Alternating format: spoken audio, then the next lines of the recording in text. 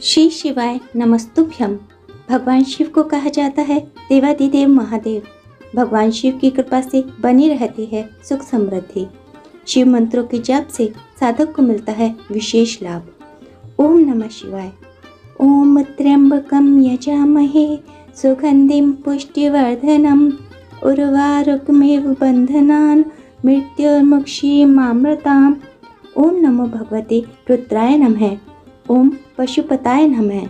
एक बार फिर से आप सभी का हार्दिक स्वागत है आपकी अपनी YouTube चैनल पर।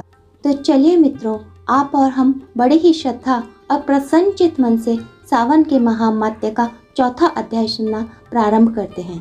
श्री शिवाय नमस्तुभ्यम।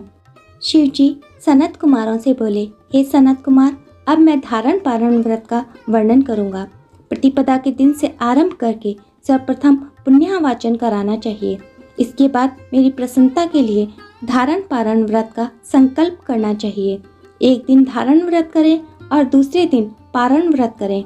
धारण में उपवास तथा पारण में भोजन होता है। श्रावण मास के समाप्त होने पर सबसे पहले पुण्यावाचन कराना चाहिए।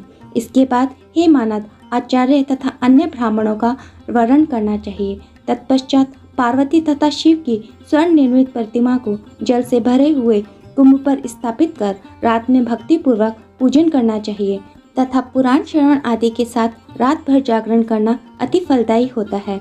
प्रातःकाल अग्नि स्थापना करके विधि पूर्वक होम करना चाहिए।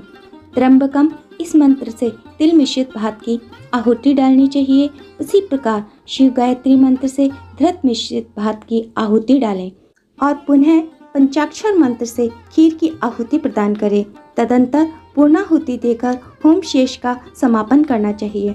इसके बाद में ब्राह्मणों को भोजन कराना चाहिए तथा साथ ही आचार्य की पूजा करनी चाहिए। हे महाभाग, इस प्रकार के उद्यापन संपन्न करके मनुष्य ब्रह्म हत्या आदि पातकों से मुक्त हो जाता है। इसमें कोई संदेह नहीं है। अतः इस महाव्रत को अवश्य करना चाहिए। हे मुने, अब श्रावण में मास उपवास की विधि को आदर पूर्वक सुनिए। प्रतिपदा के दिन प्रातःकाल इस व्रत का संकल्प करें। स्त्री हो या पुरुष, मन तथा इंद्रियों को नियंत्रित करके इस व्रत को करें। अमावस्या तिथि को लोक का कल्याण करने वाले वृषध्वज भगवान आदि शंकर की अर्चना पूजा शास्त्रीय विधि के अनुसार करनी चाहिए। तदंतर अपनी सामर्थ्य के अनुसार वस्त्र तथा अलंकार आदि से ब्राह्मणों का पूजन करें, उन्हें भोजन कराएं तथा प्रणाम करके विदा करें। इस प्रकार से किया गया मास उपवास व्रत मेरी प्रसन्नता कराने वाला होता है।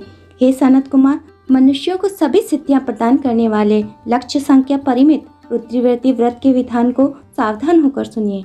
अत्यंत आदर पूर्वक कपास के 11 तंतुओं से बत्तियां बनानी चाहिए। वे रुद्रवर्ती नाम वाली बत्तियां मुझे प्रसन्न करने वाली हैं। मैं श्रावण मास में भक्ति पूर्वक दीवान के देव गौरीपति महादेव का इन एक लक्ष्य संख्या वाली बत्तियों से निराजन करूंगा।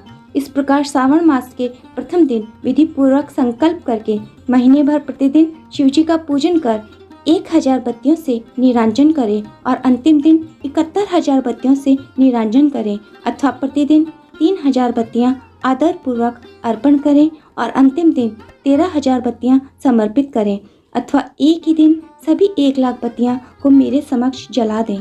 प्रचुर मात्रा में घृत में भिगोई जो स्निग्ध बत्तियां होती हैं वे मुझे अत्यंत प्रिय हैं। तत्पश्चात मुझ विश्वेश्वर का पूजन करके कथा श्रवण करें। शिव जी की यह बात सुनकर सनत कुमार बोले, हे देवों के देव महादेव, हे जगन्नाथ, हे आदिशंकर, कृपा करके आप मुझे इस व्रत का संपूर्ण वृत्तांत कह सुनाएं। हे प्रभु, इस व्रत को सर्वप्रथम किसने किया तथा इसके उद्यापन में क्या विधि होती है, यह मुझे स्पष्ट करें। शिव जी बोले, हे ब्रह्मपुत्र, व्रतों में उत्तम इस रुद्रव्रती व्रत के विषय में सावधान होकर सुनिए। यह व्रत महापुण्य प्रदान करने वाला, सभी उपद्रवों का नाश करने वाला, प्रीति तथा सौभाग्य को देने वाला, पुत्र पौत्र समृद्धि प्रदान करने वाला, व्रत करने वाले के प्रति शंकर जी की प्रीति उत्पन्न करने वाला तथा परम पद शिवलोक को प्रदान करने वाला है। तीनों लोकों में इस रुद्रव्रती के समान कोई उत्तम व्रत नहीं है। इससे जुड़ी एक प्राचीन कथा को मैं तुम्हें सुनाता हूँ, ध्यान पूर्वक सुनो। क्षिप्रा नदी के रम्य तट पर उज्जैनी नामक सुंदर नगरी थी। उस नगरी में सुगंधा नामक एक परम सुंदरी वीरांगना थी। उसने अपने साथ संसर्ग के लिए अत्यंत दुस्साहसिक शुल्क निश्चित किया था। 100 स्वर्ण मुद्रा लेकर संसर्ग करने की शर्त रखी थी। उस सुगंधा ने युवकों तथा ब्राह्मणों को भ्रष्ट कर दिया था। उसने राजाओं तथा राजकुमारों को नग्न करके उनके आभूषण आदि लेकर उनका बहुत तिरस्कार किया था। इस प्रकार उस सुगंधा ने बहुत लोगों को लूटा था। उसके शरीर के सुगंध से कोस भर का स्थान सुगंधित रहता था। वह पृथ्वी तल पर रूप, लावण्य और कांति की मानव निवास स्थली थी। वह अत्यंत सुंदरी रूप लावण्य की देवी 6 रागों और 36 रागनियों के गायन में तथा उनके अन्य बहुत से वेदों की गान क्रिया में अत्यंत कुशल थी। वह नृत्य में रंभा आदि देवांगनाओं को भी तिरस्कृत कर देती थी और अपने एक एक पग पर अपनी गति से हाथियों तथा हंसों का उपहास करती थी। किसी दिन वह सुगंधा कटाक्षों तथा बोहों चालन के द्वारा काम बाणों को छोड़ती हुई कीड़ा करने के विचार से क्षिप्रा नदी के तट पर गई। उसने ऋषियों के द्वारा सेवित मनोरम नदी को देखा। वहाँ कई विप्र ध्यान में लगे हुए थे तथा कई जप में लीन थे, कई शिवार्चन में रत थे तथा कई विष्णु के पूजन में तल्लीन थे। हे महामुने, उसने उन ऋषियों के बीच विराजमान मुनि वशिष्ठ को देखा। मुनि के दर्शन के प्रभाव से उसकी बुद्धि धम्म में पर्वत हो गई। जीवन तथा विशेष रूप से विषय वासना से उसकी विरक्ति हो गई। वह अपना सिर झुकाकर बार बार मुनि को प्रणाम करके अपने पापों की निवृत्ति के लिए मुनि श्रेष्ठ वशिष्ठ जी से कहने लगी। सुगंधा ने मुनि वशिष्ठ को संबोधित करते हुए कहा, हे अनाथनाथ, हे विपिंदर, हे सर्व विद्या विशारद, हे योगीश, मैंने बहुत से पाप किए हैं। अतएव हे प्रभु, उन समस्त पापों के नाश के लिए मुझे उपाय बताइए।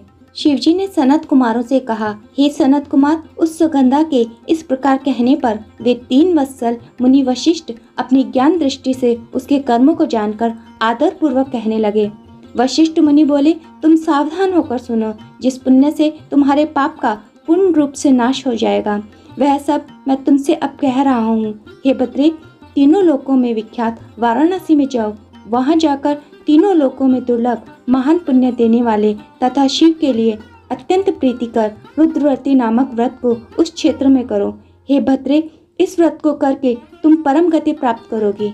शिवजी बोले, तब उसने अपना धन लेकर सेवक तथा मित्र सहित काशी में जाकर वशिष्ठ के द्वारा बताए गए विधान के अनुसार व्रत किया।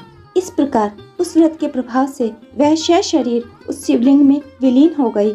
हे सनत कुमार, इस प्रकार जो स्त्री इस परम दुर्लभ व्रत को करती है, यह व्रत उसे मनचाहे अभीष्ट की प्राप्ति कराता है, इसमें कोई संदेह नहीं है।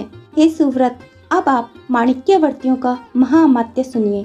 हे विपेंदर, उन माणिक्यवर्तियों के व्रत से स्त्री मेरे अर्ध आसन की अधिकारिणी हो जाती है और महाप्रलय पर्यंत वह मेरे लिए प्रिय रहती है।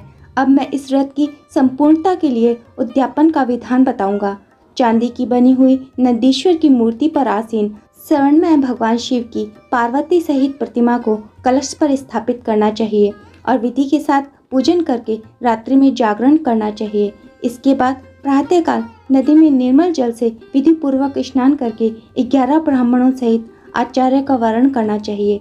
तत्पश्चात रुद्र सूक्त से अथवा गायत्री से अथवा मूल मंत्र से धृत, खीर तथा बिल पत्रों का होम कराना चाहिए। इसके बाद पूर्णाहुति होम करके आचार्य आदि की विधिवत पूजा करनी चाहिए तथा सपत्नीक 11 उत्तम विप्रों को भोजन कराना चाहिए। हे सनत कुमार, जो स्त्री इस प्रकार से व्रत करती है वह समस्त पापों से मुक्त हो जाती है। तत्पश्चात विधान पूर्वक कथा सुनकर स्थापित की गई समस्त सामग्री ब्राह्मण को दे देनी चाहिए। इससे निश्चित रूप से 1000 अश्वमेध यज्ञों का फल प्राप्त होता है। इस प्रकार श्री स्कंद पुराण के अंतर्गत ईश्वर सनत कुमार संवाद में श्रावण मास महाअमात्य में धारण पारण मासोपवास रुद्रवर्ती कथन नामक 4था अध्याय पूर्ण हुआ। श्री शिवाय नमस्तुभ्यम। ओम नमः भगवते रुद्राय नमः। ओम पशुपताय नमः। श्रावण मास के इस पवित्र महीने में महादेव आपकी सभी मनोकामनाओं को पूरा करें